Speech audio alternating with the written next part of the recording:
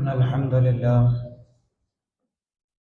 لله نحمده ونستعينه ونستغفره ونؤمن به ونتوكل عليه ونعوذ بالله من شرور أنفسنا ومن سيئات أعمالنا من يهده الله فلا مضل له ومن يضلله فلا هادي له وأشهد أن لا إله إلا الله وحده لا شريك له وأشهد أن محمدا عبده ورسوله أرسله بالهدى ودين الحق ليظهره على الدين كله ولو كره المشركون أما بعد فيا أيها الناس أوصيكم وإياي أولا ونفسي بتقوى الله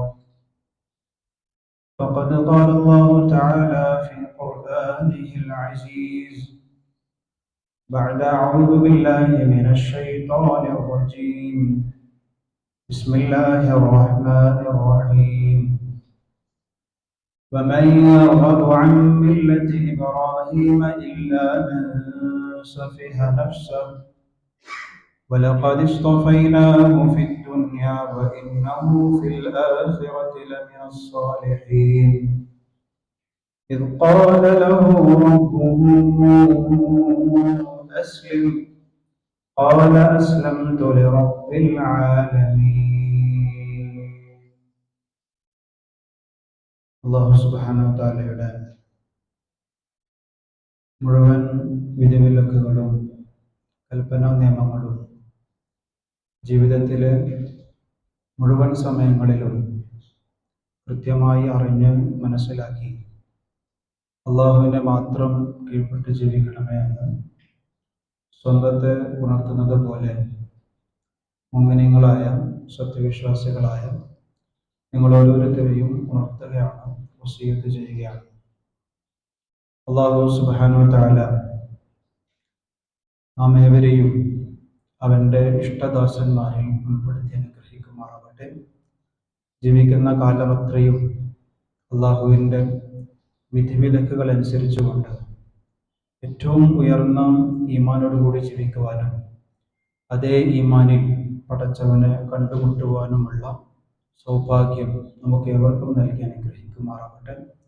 നമ്മിൽ നിന്നും സംഭവിച്ചു പോകാറുള്ള കുറ്റവും കുറവും വീഴ്ചകളും പോരായ്മകളും അള്ളാഹുവിൻ്റെ കരുണ കൊണ്ട് പുറത്തു നൽകി അനുഗ്രഹിക്കുമാറാവട്ടെ. ഇസ്ലാമിക ലോകം വലിയ പ്രതീക്ഷയുടെ ആത്മീയപരമായ ഒരു ഉത്സാഹത്തിൻ്റെ മാനസികാവസ്ഥയിലാണ് കടന്നുപോയിക്കൊണ്ടിരിക്കുന്നത്. ലക്ഷോപലക്ഷം ജനങ്ങൾ നമ്മുടെയൊക്കെ ഖിബിലയായ ഭൂമിയിലെ ആദ്യത്തെ പടച്ചവന്റെ ഭവനമായ പരിശുദ്ധ കഅബയിലേക്ക് പടച്ചവന്റെ വിളിക്കുത്തരം നൽകി യാത്ര ചെയ്തുകൊണ്ടിരിക്കുകയാണ്. പകുതിയിലധികം ആളുകൾ ഇന്ന് പരിശുദ്ധ ഹറമിൽ ഹജ്ജിന് വേണ്ടിയിട്ടുള്ള മുന്നൊരുക്കങ്ങളിൽ സജീവമായി കൊണ്ടിരിക്കുകയാണ്. എൻ്റെയും നിങ്ങളുടെയും കുടുംബാംഗങ്ങളിലും സുഹൃത്തുക്കളിലും അയൽവാക്കങ്ങളിലുമൊക്കെയുള്ള പലരും അള്ളാഹുവിൻ്റെ ഈ വിളിക്ക് ഉത്തരം നൽകിക്കൊണ്ട് യാത്ര ചെയ്തിരിക്കുകയാണ്. ഞാനും നിങ്ങളും ആ വിളികൾ കേൾക്കാൻ വേണ്ടി വർഷങ്ങളായി കാത്തിരിക്കുകയുമാണ്. പ്രിയപ്പെട്ടവരെ, ദുൽഹജ്ജ് മാസത്തിൻ്റെ വളരെ പ്രധാനപ്പെട്ട പകലിൽ സമയവും പള്ളിയിൽ ചെലവഴിച്ചു കൊണ്ടിരിക്കുന്ന നമ്മെ സംബന്ധിച്ചിടത്തോളം വളരെ ഗൗരവപ്പെട്ട, അതിലേറെ പ്രാധാന്യമുള്ള ചില കാര്യങ്ങൾ ഈ പകലുകളിൽ ഞാനും നിങ്ങളും ഓർക്കേണ്ടതുണ്ട്. അതിലൊന്ന്, അള്ളാഹുവിൻ്റെ വിളിക്ക് ഉത്തരം നൽകുക എന്നുള്ള സൗഭാഗ്യം ലഭിച്ച ആളുകളൊക്കെ ഏതോ അർത്ഥത്തിൽ പരിശുദ്ധ ഹറമിൻ്റെ പരിസര പ്രദേശങ്ങളിൽ എത്തിക്കഴിഞ്ഞു. അവര് ഇഹ്റാമിൻ്റെ വസ്ത്രം അണിഞ്ഞു തുടങ്ങി. അവരുടെ നാവുകളിൽ ലബ്ബൈക് അല്ലാഹുമ്മ ലബ്ബൈക് ലബ്ബൈക ലാ ശരീക ലക ലബ്ബൈക ഇന്നൽ ഹംദ വന്നിഅമത ലക വൽ മുൽക്ക് ലാ ശരീക ലക് എന്ന മന്ത്രം ഉരുവിട്ടുകൊണ്ട് പരിശുദ്ധ ഹറമിന്റെ പരിസരങ്ങളിൽ റസൂലുള്ളാഹി സ്വല്ലല്ലാഹു അലൈഹി വസല്ലമ തങ്ങളുടെയും ബഹുമാനപ്പെട്ട ഇബ്രാഹിം അലൈഹി സ്വലാത്തു വസ്സലാമയുടെയും ഹാജറ ബീവിയുടെയും മകൻ ഇസ്മായിൽ അലൈഹി സ്വലാത്തു വസ്സലാമയുടെ ഒക്കെ ചരിത്രങ്ങളെ ആവർത്തിച്ചു കൊണ്ടിരിക്കുകയാണ്. ഇബ്രാഹിം അലൈഹി സ്വലാത്തു വസ്സലാമയുടെ അനക്കങ്ങളെ അവർ ആവർത്തിച്ചു കൊണ്ടിരിക്കുകയാണ്. ഹാജറ ബീവിയുടെ കാൽപാദങ്ങളെ അവർ പിന്തുടർന്നുകൊണ്ടിരിക്കുകയാണ്. ഇസ്മായിൽ അലൈഹി സ്വലാത്തു വസ്സലാമയുടെ അന്നത്തെ കരച്ചിലിന്റെ ശബ്ദം അവര് അവിടുത്തെ അന്തരീക്ഷങ്ങളിൽ നിന്നും കേട്ടുകൊണ്ടിരിക്കുകയാണ്. ഇത്ര ആത്മീയപരമായ ഒരു അനുഭൂതിയിൽ ലക്ഷോപലക്ഷം ജനങ്ങൾ പരിശുദ്ധ ഹറമിൽ സമയം ചെലവിച്ചുകൊണ്ടിരിക്കുമ്പോൾ അവർക്കുണ്ടാകുന്ന പ്രതിഫലത്തെക്കുറിച്ചും അവർക്കുണ്ടാകുന്ന ദുനിയാവിലെ നേട്ടത്തെക്കുറിച്ചും ഹദീസുകൾ വിശദീകരിക്കുന്നുണ്ട്. നമുക്കറിയാലോ, ജീവിതത്തിൽ ഒരു മനുഷ്യൻ, ഒരു വിശ്വാസി, ഒരു മുഅ്മിൻ അവന്റെ ജീവിതത്തിൽ കാണുന്ന ഏറ്റവും വലിയ ആഗ്രഹത്തിൽ വളരെ പ്രധാനപ്പെട്ട ഒരു ആഗ്രഹമാണ് ഒരു തവണയെങ്കിലും പരിശുദ്ധ ഹറമിൽ ഒന്ന് പോകണം. ഒരു തവണയെങ്കിലും അള്ളാഹു ഫർളാക്കിയ, കഴിവുള്ളവർക്ക് ഫർളാക്കിയ ഹജ്ജ് എനിക്ക് സാധിക്കണം, എൻ്റെ കുടുംബത്തിന് സാധിക്കണം, എൻ്റെ ബാപ്പയും ഉമ്മയുമായി ഒരു തവണയെങ്കിലും ഹജ്ജോ ഉംറയോ ചെയ്യണം എന്നാഗ്രഹിക്കാത്ത വിശ്വാസികൾ ആരുമില്ല.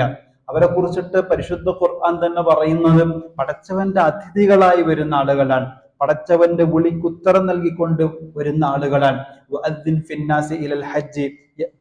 അള്ളാഹു വിളിക്കുന്നതിനനുസരിച്ചു കൊണ്ട് ആളുകൾക്ക് വരാൻ അള്ളാഹു ഉദ്ദേശിക്കുന്നവർക്ക് മാത്രം സാധിക്കുന്ന ഒന്നാണ്. അതുകൊണ്ട് അള്ളാന്റെ ഒരു തെരഞ്ഞെടുപ്പുണ്ട്.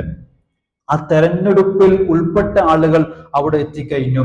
അവരെ സംബന്ധിച്ചിടത്തോളം ഇനി അങ്ങോട്ടുള്ള 10-14 ദിവസങ്ങൾ വളരെ ആത്മീയപരമായ ഒരു ഉന്മേഷം നൽകുന്ന ദിവസങ്ങളായിരിക്കും. കാരണം അവരവിടെ ഉള്ളത് റസൂലുള്ളാഹി സ്വല്ലല്ലാഹു അലൈഹി വസല്ലമ തങ്ങള് ജീവിച്ച ഭൂമിയിലാണ്. ഇബ്രാഹിം അലൈഹി സ്വലാത്തു വസ്സലാമയും ഇസ്മായിൽ അലൈഹി സ്വലാത്തു വസ്സലാമയും പണിത കഅബയുടെ പരിസരത്താണ്.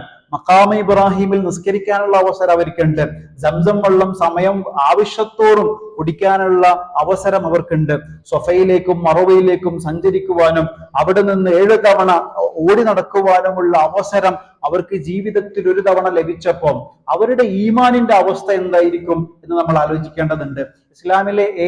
ഇസ്ലാമിന്റെ ശരീഅത്തിലെ ഏതൊരു ഇബാദത്തുകൾ എടുത്താലും അതിന് ബാഹ്യമായ ഒരു പ്രതീകാത്മകമായ ഒരു രൂപവുമുണ്ട്, ആന്തരികമായ ഒരു സ്പിരിച്വൽ രൂപമുണ്ട്. ഈ 2 രൂപത്തെ കുറിച്ചിട്ട് നമ്മൾ അറിഞ്ഞാൽ മാത്രമേ അതിന്റെ അർത്ഥങ്ങളെ കുറിച്ചിട്ട് നമുക്ക് മനസ്സിലാവുള്ളൂ. നിസ്കാരത്തിന്റെ പ്രതീകാത്മകമായ രൂപമാണ് നമ്മളിപ്പോ ചെയ്തുകൊണ്ടിരിക്കുന്നത്. ജുമുഅയുടെ ബാഹ്യമായ രൂപമാണ് നമ്മൾ ചെയ്തുകൊണ്ടിരിക്കുന്നത്. എന്താണ് നിസ്കാരത്തിന്റെ പ്രതീകാത്മകമായ രൂപം? നമ്മൾ കൈ ഉയർത്തുന്നു, കൈ കെട്ടുന്നു, റുക്വയിലേക്ക് പോകുന്നു, സുജൂദിലേക്ക് പോകുന്നു. അതിന്റെ ഇടയിൽ എന്തൊക്കെയോ നമ്മൾ അർത്ഥം അറിഞ്ഞോ അറിയാതെയോ ചൊല്ലിക്കൊണ്ടിരിക്കുന്നു. അവസാനം അസ്സലാമു അലൈക്കും വറഹ്മത്തുള്ളാഹി എന്ന് പറഞ്ഞിട്ട് പിരിയുന്നു. അടുത്ത വക്തിന് വീണ്ടും വരുന്നു. ഇത് നിസ്കാരത്തിന്റെ ഒരു ബാഹ്യമായ രൂപമാണ്. റസൂലുള്ളാഹി പറഞ്ഞിട്ടുണ്ട്, സല്ലു കമാ റഅയ്തുമൂനി യുസല്ലി, ഞാൻ എങ്ങനെയാണോ നമസ്കരിക്കുന്നത് നിങ്ങൾ കണ്ടത് അതുപോലെ നിങ്ങൾ നിസ്കരിക്കണം എന്ന് പറഞ്ഞതുകൊണ്ട് ഇസ്ലാമിന്റെ ഫിഖ്ഹ് നമുക്ക് പഠിപ്പിച്ചു തന്ന രീതിയിലും സ്വഭാവത്തിലും നമ്മൾ നിസ്കരിച്ചുകൊണ്ടിരിക്കുകയാണ്. അതേസമയം നിസ്കാരത്തിന്റെ സ്പിരിച്വലിനെ കുറിച്ചിട്ട് ഖുർആൻ പറഞ്ഞത് ഇന്ന സ്വലാത്ത തൻഹാ അനിൽ ഫഹ്ശാഇ വൽ മുൻകർ എന്നാണ്. നമസ്കരിക്കുന്ന ഒരാളെ സംബന്ധിച്ചിടത്തോളം വുദൂ ചെയ്തു വന്ന് അള്ളാഹുവിന്റെ ഭവനത്തിൽ വന്നുകൊണ്ട് അല്ലാഹു അക്ബർ എന്ന് പറഞ്ഞ് കൈകെട്ടി അസ്സലാമു അലൈക്കും വറഹ്മത്തുള്ളാഹി എന്ന് പറയുന്നത് വരെയുള്ള 10 മിനിറ്റ് നേരം അവനുണ്ടാക്കുന്ന സ്പിരിച്വാലിറ്റി അത്ര വലുതാകണം എന്ന് ഖുർആൻ പറയുന്നുണ്ട്. അതെന്താണ്? ഇന്ന സ്വലാത്ത തൻഹാ അനിൽ ഫഹ്ശാഇ വൽ മുൻകർ, മനസ്സിൽ നിന്നും മ്ലേച്ഛതയോട് അറുപ്പും വെറുപ്പും ഉണ്ടാകുന്ന ഒരു ഈമാൻ നിസ്കരിക്കുന്ന ആൾക്ക് കിട്ടും എന്നാണ്. എന്ന് പറഞ്ഞാൽ അതിന്റെ അർത്ഥം എന്താ? സുബ്ഹി നിസ്കരിച്ച ഒരാളെ സംബന്ധിച്ചിടത്തോളം അവന്റെ ദുഹർ വരെയുള്ള സമയങ്ങളിൽ ഹറാമുകളിൽ പ്രവേശിക്കാൻ അവനെ കൊണ്ട് സാധ്യമല്ല. കാരണം ഹറാമിനെ കാണുമ്പോൾ അതിൽ നിന്നും പിന്തിരിക്കാനുള്ള ഒരു മാഗ്നറ്റ് ആണ് നമസ്കാരമായിട്ട് പരിശുദ്ധ ഖുർആൻ പറഞ്ഞത്. അടുക്കുന്നതിനോടനുസരിച്ച് അതിനെ വലിക്കാൻ ഉള്ള ഒരു പവറിനെ കുറിച്ചിട്ടാണ് ഈമാൻ എന്ന് നമ്മൾ പറയുന്നത്. അപ്പൊ നിസ്കരിക്കുന്ന ഒരാളെ സംബന്ധിച്ചിടത്തോളം സുബ്ഹി മുതൽ ളുഹർ വരെയും, ളുഹർ മുതൽ അസർ വരെയും, അസറിൽ നിന്ന് മഗ്രിബും, മഗ്രിബിൽ നിന്ന് ഇശായും, ഇശായിൽ നിന്ന് സുബ്ഹിയും, ഈ സമയങ്ങളിൽ എല്ലാ തരത്തിലുള്ള ഹറാമുകളോടും നിനക്ക് വെറുപ്പുണ്ടാകാൻ നിസ്കാരം നിന്നെ സഹായിക്കും എന്ന് ഖുർആൻ പറയുമ്പോൾ ആ നമസ്കാരത്തിൽ കൃത്യനിഷ്ഠത കാണിക്കണം എന്ന് ഖുർആൻ പറയുമ്പം എന്താണ് നിസ്കാരം കൊണ്ട് അള്ളാഹു ഉദ്ദേശിക്കുന്നത്? എന്റെ ബാഹ്യമായ രൂപങ്ങൾ കൃത്യമാകുന്നത് പോലെ എന്റെ മനസ്സിന്റെ ഉള്ളിൽ ഉണ്ടാകേണ്ട ഒരു ഈമാനിക അവസ്ഥ ഞാൻ എന്റെ പടച്ചവന്റെ മുന്നിലാണ് ഉള്ളതെന്നും പടച്ചവൻ ഞാൻ കാണുന്നില്ലെങ്കിലും എന്നെ കാണുന്നുണ്ട് എന്നുള്ള ചിന്തയിൽ പടച്ചവന്റെ മുന്നിൽ എന്റെ എല്ലാ ഭാരവുമായിട്ട് ഞാൻ ഇങ്ങനെ തല കുനിക്കുകയാണ്. ഭൂമിയിൽ ഒരാളെ മുന്നിലും കുനിക്കാത്ത തല എന്റെ പടച്ചവന്റെ മുന്നിൽ മാത്രമേ ഞാൻ കുനിക്കുകയുള്ളൂ എന്ന സുജൂദിന്റെ വലിയൊരു സന്ദേശവുമായിട്ടാണ് ഇഅ്തിദാലിന് ശേഷം നമ്മൾ മുന്നോട്ട് പോകുന്നത്. നിസ്കാരത്തിന്റെ പല പല മനസ്സിനും ഉണ്ടാകുന്ന പല മാറ്റങ്ങളെ കുറിച്ചിട്ട് നമ്മൾ ചരിത്രത്തിലും ഹദീസുകളൊക്കെ വായിച്ചിട്ടുണ്ട്. പ്രിയപ്പെട്ടവർ, ഇതുപോലെ എല്ലാ കർമ്മങ്ങൾക്കും ഉണ്ട്. അപ്പൊ ഹജ്ജ് ചെയ്യുന്ന ഒരാളെ സംബന്ധിച്ചിടത്തോളം അയാൾ തിരിച്ചു വരുന്ന സമയം വരെയുള്ള 14 ദിവസങ്ങളിൽ ഒന്ന് അയാളുടെ അന്തരീക്ഷം മാറുകയാണ്. നാട്ടിലെ കച്ചവടം, കുടുംബം, കല്യാണം, മരണച്ചടങ്ങുകൾ, ഇങ്ങനെ ജീവിതത്തിന്റെ പല ഓട്ടങ്ങൾക്കിടയിലും അവനെ അള്ളാഹു ഓർമ്മിപ്പിക്കുന്ന വലിയൊരു ഓർമ്മ, നീ വലിയൊരു യാത്രക്ക് വേണ്ടി പോകാൻ. എന്താണ് ആ യാത്ര? അതൊരു പക്ഷെ അവസാനത്തെ യാത്രയായിരിക്കും. മനുഷ്യന് എന്ന് പറയുന്നത് ഹാജിമാരോട് മാത്രമല്ല, അവരെ യാത്ര അയക്കുന്ന നമ്മളോടും കൂടി, നമുക്കും കൂടി ഇത് ബാധകാണ്. എന്റെ വീട്ടിൽ എന്റെ ബാപ്പ ഹജ്ജിന് പോകാൻ, അല്ലെങ്കിൽ എന്റെ വീട്ടിൽ എന്റെ ഭാര്യ, എന്റെ ഉമ്മ ഹജ്ജിന് പോകാൻ. ഹജ്ജിന് പോകുന്ന ഉമ്മയെ സംബന്ധിച്ചിടത്തോളം അവര് ഹാജിയാവാൻ പോവുകയാണ്. അവരെ യാത്ര അയക്കുന്ന നമ്മള് ജീവിതത്തിലെ ആ 10 ദുൽഹജ്ജിന്റെ 10 ദിവസം എങ്ങനെയാണോ ഹറമിന്റെ പരിസര പ്രദേശങ്ങളിൽ ഹാജിമാർ അവരുടെ ജീവിതത്തിന്റെ സ്പിരിച്വാലിറ്റിയെ കാത്തു സൂക്ഷിക്കുന്നത്, അതുപോലെ ഈ ഭൂമിയിൽ നിന്നുകൊണ്ട്, മക്കയല്ലാത്ത പ്രദേശങ്ങളിൽ നിന്നുകൊണ്ട് എന്നെ സംബന്ധിച്ചിടത്തോളം ഞാനും അതുപോലെ ഹാജിയായി ജീവിക്കേണ്ട ഒരു സമയമാണ്. അത്ര പ്രധാനപ്പെട്ട പകലുകളാണ് എന്ന് ഖുർആൻ പറയുന്നുണ്ട്. ഇന്ന ഇദ്ദത ശുഹൂരി ഇൻദല്ലാഹി 12 ശഹ്റൻ ഫീ കിതാബില്ലാഹ്.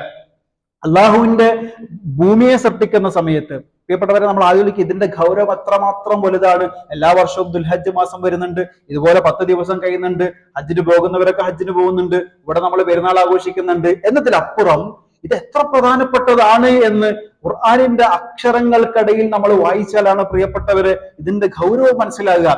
ആകാശഭൂമികൾ സൃഷ്ടിക്കുന്ന സമയത്ത് പടച്ചവൻ, നമ്മളെ ഗവൺമെന്റ് അല്ല, നമ്മുടെ നാട്ടിലെ ഏതെങ്കിലും കോർപ്പറേഷനുകളല്ല, ഏതെങ്കിലും സംഘടനകളല്ല, നമുക്ക് മേൽ അധികാരമുള്ള ആരുമല്ല, മറിച്ച് അതിന്റെയൊക്കെ മാലിക്കുൽ മുൽക്കായ പടച്ചവൻ ആകാശഭൂമികളെ സൃഷ്ടിക്കുന്ന സമയത്ത് ഇന്ന ഇദ്ദത ശുഹൂരി ഇൻദല്ലാഹി 12 ശഹ്റൻ ഫീ കിതാബില്ലാഹ് യൗമ ഖലഖസ് സമാവാതി വൽ അർദ്. ആകാശഭൂമികൾ സൃഷ്ടിക്കുന്ന അതേ ദിവസം അള്ളാഹു സൃഷ്ടിച്ചതാണ് 12 മാസം എന്ന് ഖുർആൻ പറയുന്നുണ്ട്. അപ്പൊ അള്ളാഹുവിന്റെ തീരുമാനമാണ് ഭൂമിയിൽ ജീവിക്കുന്ന മനുഷ്യനെ സംബന്ധിച്ചിടത്തോളം അവന് 12 മാസം ഉണ്ടാകണം എന്നുള്ളത് അള്ളാഹുവിന്റെ തീരുമാനമാണ്. ആ 12 മാസത്തിൽ മിൻഹ അർബഅത്തുൻ ഹുറും, 4 മാസം പവിത്രമാണ്. 4 മാസം പവിത്രമാണ്. ആ മാസങ്ങളിൽ ഫലാ തദ്ലിമു ഫീഹിന്ന അൻഫുസക്കും, നിങ്ങൾ ആരും അക്രമം കാണിക്കാൻ പാടില്ല. അപ്പൊ 4 മാസങ്ങളിൽ അക്രമം കാണിക്കാൻ പാടില്ല എന്ന് പറയുന്ന ഖുർആനിന്റെ സ്റ്റേറ്റ്മെന്റിന് പരിശുദ്ധ ഖുർആനിന്റെ ആഴത്തിൽ പഠിച്ച പണ്ഡിതന്മാർ, മുഫസ്സിരീങ്ങൾ, തഫ്സീറുകൾ പല അർത്ഥത്തിലും അതിനെ വ്യാഖ്യാനിക്കുന്നുണ്ട്. അതിന്റെ ഒന്നാമത്തെ വ്യാഖ്യാനം ഫലാ തദ്ലിമു ഫീഹിന്ന അൻഫുസക്കും എന്ന് പറഞ്ഞാൽ ആ 4 മാസം മാത്രമല്ല 12 മാസവും നിങ്ങൾ അക്രമം കാണിക്കാൻ പാടില്ല എന്നാണ് ഒന്നാമത്തെ അർത്ഥം. അപ്പൊ 12 മാസവും അക്രമം കാണിക്കാൻ പാടില്ല എന്ന് പറഞ്ഞാൽ ജീവിതത്തിൽ ഒരിക്കലും നിങ്ങളോട് തന്നെ അക്രമം കാണിക്കാൻ പാടില്ല. എന്താണ് ഈ അക്രമം? ദുൽമു എന്ന് പറഞ്ഞാൽ എന്താണ്? ബിർറ് എന്ന് പറഞ്ഞാൽ എന്താണ്? ഖുർആൻ വിശദീകരിച്ചിട്ടുണ്ട്. ദുൽമു എന്ന് പറഞ്ഞാൽ നിങ്ങളുടെ ജീവിതത്തിൽ നിങ്ങൾ കാണിക്കുന്ന ഹറാമുകൾ മാത്രമല്ല, നന്മയോട് കാണിക്കുന്ന നൈരാശ്യം പോലും, നന്മയോട് കാണിക്കുന്ന ഒരു തരം അലസത പോലും ദുൽമാണ് എന്ന് ഖുർആൻ വിശദീകരിക്കുന്നുണ്ട്. എന്ന് പറഞ്ഞാൽ അതിന്റെ അർത്ഥം എന്താ? പരിശുദ്ധ സ്വർഗമാണല്ലോ ജീവിതത്തിന്റെ എല്ലാവരുടെയും ലക്ഷ്യം. മുഅ്മിനീങ്ങളെ സംബന്ധിച്ചിടത്തോളം ഹജ്ജ് ചെയ്യുന്നവരായിക്കോട്ടെ, ചെയ്യാത്തവരായിക്കോട്ടെ, ഉംറ ചെയ്യുന്നവരായിക്കോട്ടെ, നിസ്കരിക്കുന്നവരായിക്കോട്ടെ, ആരുമായിക്കോട്ടെ, നമ്മൾ ജുമാക്ക് വന്നത് എന്തിനാണ്? ഖുത്ബകൾ കേൾക്കുന്നത് എന്തിനാണ്? ഖുത്ബകൾ നിർവഹിക്കുന്നത് എന്തിനാണ്? പള്ളികൾ പണിയുന്നത് എന്തിനാണ്? ഇസ്ലാമിക വിദ്യാഭ്യാസ സ്ഥാപനങ്ങൾ ഉണ്ടാക്കുന്നത് എന്തിനാണ്? ഇസ്ലാമികപരമായ കുടുംബ സംവിധാനം ഉണ്ടാകണം എന്ന് ആഗ്രഹിക്കുന്നത് എന്തിനാണ്? എല്ലാത്തിന്റെയും ലക്ഷ്യം സ്വർഗമാണ്. അപ്പൊ ആ സ്വർഗത്തെ സംബന്ധിച്ചിടത്തോളം അവിടെ ജീവിതത്തിൽ ഒരു വിശ്വാസി സമർപ്പിക്കുന്ന ഏറ്റവും വലിയ സമർപ്പണമായിട്ട് ഇസ്ലാം പറയുന്നത് അവന്റെ ജീവനും രക്തവുമാണ്, ഷഹാദത്താണ്.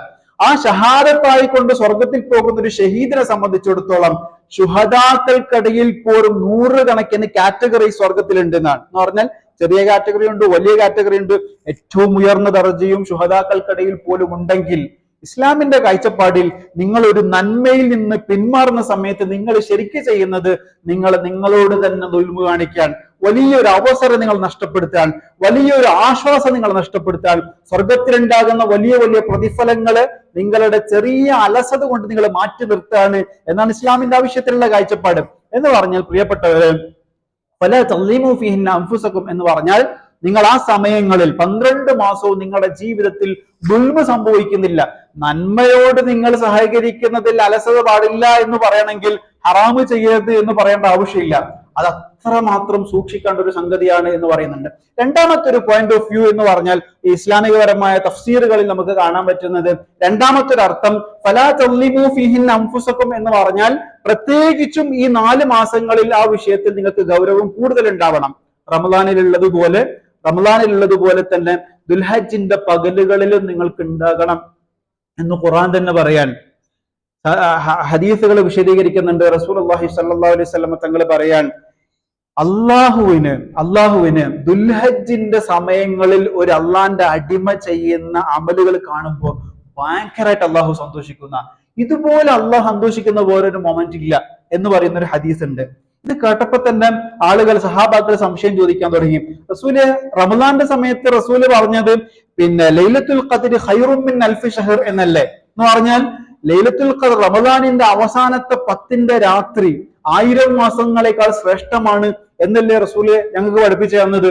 അപ്പൊ അന്നത്തേക്കാൾ അള്ളാഹു നമ്മൾ ഇന്ന് ചെയ്യുന്ന ദുൽഹജ്ജിന്റെ സമയങ്ങളിൽ ചെയ്യുന്ന അമലുകൾ അള്ളാഹു സന്തോഷിക്കുമോ എന്ന് ചോദിക്കുമ്പോൾ അതിന്റെ വിശദീകരണങ്ങളിൽ പണ്ഡിതന്മാർ ഇബ്നു അബ്ബാസ് റളിയല്ലാഹു അൻഹുവിനെ പോലെയുള്ള സഹാബാക്കളൊക്കെ പറയുന്നത് റമദാനിന്റെ ലൈലത്തുൽ ഖദ്റിന്റെ പ്രത്യേകത അത് രാത്രിയാണ്, അതേസമയം ദുൽഹജ്ജിന്റെ പ്രത്യേകത അത് പകലാണ്. എന്ന് പറഞ്ഞാൽ റമദാനിന്റെ രാത്രിയിൽ നിങ്ങൾ എത്രമാത്രം സൂക്ഷ്മരാണോ, റമദാനിന്റെ അവസാനത്തെ 10ൽ നിങ്ങൾ എത്ര കഷ്ടപ്പെട്ടിട്ടാണ് എത്തിക്കാഫ് ഇരിക്കുന്നത്, റമദാനിന്റെ അവസാനത്തെ 10കളിൽ എത്ര പ്രതീക്ഷയിലാണ് നിങ്ങൾ ദുആ ചെയ്യുന്നത്, റമദാനിന്റെ അവസാനത്തെ 10കളിൽ എത്ര ത്യാഗം ചെയ്തിട്ടാണ് നിങ്ങൾ ഉറക്കം കഴിഞ്ഞിട്ട് പള്ളിയിൽ ഇരിക്കുന്നത്, നിങ്ങളുടെ കുടുംബത്തെ ഉപേക്ഷിച്ചുകൊണ്ട് നിങ്ങൾ പള്ളിയിൽ ഇരിക്കുന്നത്, എത്തിക്കാഫിൽ ഇരിക്കുന്നത്, ബഹുമാനപ്പെട്ട ഇമാമിന്റെ സുന്ദരമായ ഖിറാഅത്ത് കേട്ടിട്ടും ഖുനൂത്ത് കേട്ടിട്ടും നിങ്ങൾ പിറകിൽ നിന്നിട്ട് പൊട്ടിക്കറിയുന്നതിനൊക്കെ ഉണ്ടാകുന്ന ഒരു സ്പിരിച്വൽ ഒരു മൊമെന്റ് ഉണ്ടല്ലോ, ഒരു ആത്മീയപരമായ ഒരു അനുഭൂതി, അത് രാത്രിയിലാണെങ്കിൽ അതേപോലെ ഉണ്ടാകേണ്ട പകലായിരിക്കണം ദുൽഹജ്ജിന്റെ പകല് എന്ന് പറയുന്ന ഹദീസുകൾ നമുക്ക് കാണാൻ പറ്റും. അതിന്റെ ഇടയിൽ ഒരു സഹാബി വന്നിട്ട് ചോദിക്കുകയാണ്, റസൂലെ യാ റസൂലല്ലാഹ്, അങ്ങനെയാണെങ്കിൽ ജിഹാദോ? നമ്മൾ ഈ ചെയ്യുന്ന സാധാരണ മോമിനികളെ സംബന്ധിച്ചിടത്തോളം നമ്മൾ സ്വർഗം കിട്ടാൻ വേണ്ടി എന്തൊക്കെയാ ചെയ്യാ? ഖുർആൻ ഓതും, ദിക്റുകൾ ചൊല്ലും, പള്ളിയിൽ വന്നിരിക്കും, രോഗിയെ സന്ദർശിക്കും, സമൂഹത്തിന് പകട്ടുന്ന സേവനങ്ങൾ ചെയ്യും, രോഗികളായ ആർക്കെങ്കിലും സഹായങ്ങൾ ആവശ്യമുണ്ടെങ്കിൽ അത് എത്തിച്ചു കൊടുക്കും, മരണപ്പെട്ട ആളുകളുടെ മരണാനന്തര ചടങ്ങുകൾക്ക് സജീവമായിട്ട് നിൽക്കും. ഇങ്ങനെ പള്ളിന്റെ അകത്തും പള്ളിന്റെ പുറത്തും കുടുംബത്തിനകത്തും പുറത്തും ഒക്കെ ആയിട്ട് ചെയ്യാൻ പറ്റുന്ന എല്ലാ നന്മകളിലും നമ്മൾ സജീവമാകും. അതാണ് സാധാരണഗതിയിൽ ചെയ്യാൻ. സഹാബാക്കൾ ചോദിക്കേണ്ട, റസൂലെ ഏറ്റവും വലുത് ജിഹാദ് ആണല്ലോ, ആ ജിഹാദ് ചെയ്ത ഒരാള് ദുൽഹജ്ജിന്റെ പകലിൽ ഉണ്ടെങ്കിൽ അയാളെ കാര്യത്തിലല്ലേ കൂടുതൽ സന്തോഷിക്കുക എന്ന് ചോദിക്കുമ്പോൾ റസൂലുള്ളാഹി സ്വല്ലല്ലാഹു അലൈഹി വസല്ലം പറയുന്നത്, അതെ, ജിഹാദിന്റെ കാര്യത്തിൽ അയാൾ ഷഹീദായാൽ മാത്രം, അതല്ലെങ്കിൽ ജിഹാദിനേക്കാൾ അഫ്ളലാണ് ദുൽഹജ്ജിന്റെ പകലുകളിൽ നിങ്ങൾ ചെയ്യുന്ന അമലുകൾ എന്ന് റസൂലുള്ളാഹി സ്വല്ലല്ലാഹു അലൈഹി വസല്ലം തങ്ങളെ തിരുത്തി കൊടുക്കാൻ. ഷഹീദായാൽ ഷഹീദ് അതിന്റെ പുണ്യമുണ്ട്, അതല്ല ഒരാൾ ജിഹാദിന് മാത്രം പോവുകയാണെങ്കിൽ ജിഹാദ് ചെയ്യുന്നതിനേക്കാൾ ഒരു പക്ഷേ അള്ളാഹുവിന്റെ അടുക്കൽ ഏറ്റവും അള്ളാഹിനെ സന്തോഷിപ്പിക്കുന്ന കാര്യം ദുൽഹജ്ജിന്റെ പകലുകളിൽ വിശ്വാസികൾ ചെയ്യുന്ന അമലുകൾ കണ്ടിട്ടാണ്.